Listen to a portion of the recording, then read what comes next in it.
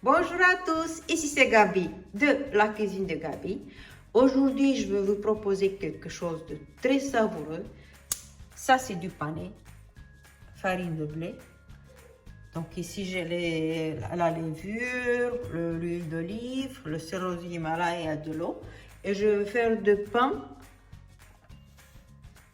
En premier temps, je vais faire la pâte. Je rajoute l'eau.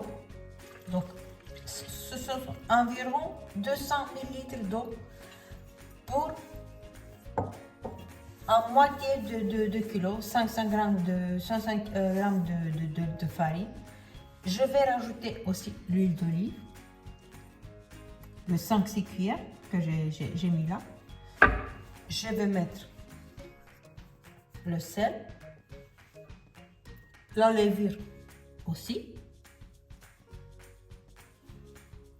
Et là, je vais pétrir à la main, comme à l'ancienne.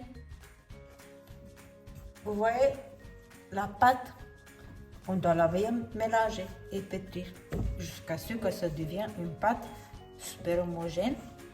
Donc, je ne vais pas laisser la vidéo tourner parce que sinon ça va vous ennuyer. Mais je pense que ça... Non, ça c'est pas que je pense. J'en suis sûre, ça va prendre environ 15 minutes.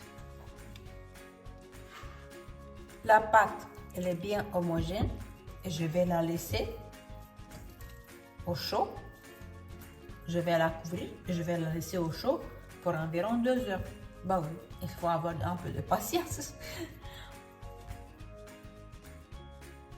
Je vais mettre le pané dans le robot de cuisine avec un demi-verre d'eau. J'ai réduit le pané en purée. Je vais le laisser bien attendre un petit peu jusqu'à ce que la pâte soit levée. Après 2 heures, ma pâte comme ça, levée, et je vais incorporer la purée de pané. J'ai incorporé le pané. Comme vous voyez, le volume a doublé. Je vais le mettre dans des plats ronds au four. Donc, je vais faire 2 ou 3.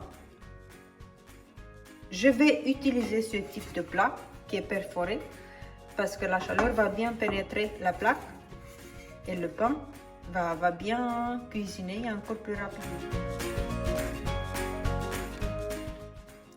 J'ai mis donc la pâte dans la plaque sur une feuille de cuisson. Et là, je vais le mettre au four pour environ 1 heure à 220 degrés.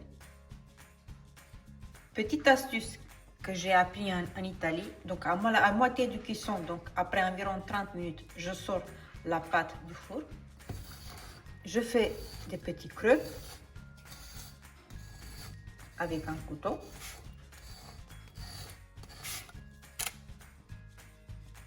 Ici, je fais un mélange de 3 cuillères d'eau et 3 cuillères d'huile d'olive et avec du sel, et je vais mettre par-dessus de la pâte. Donc à la moitié de cuisson de la pâte, on est bien d'accord, hein? Et là, je vais remettre tout au four. Et là, je vais remettre au four pour encore 30 minutes.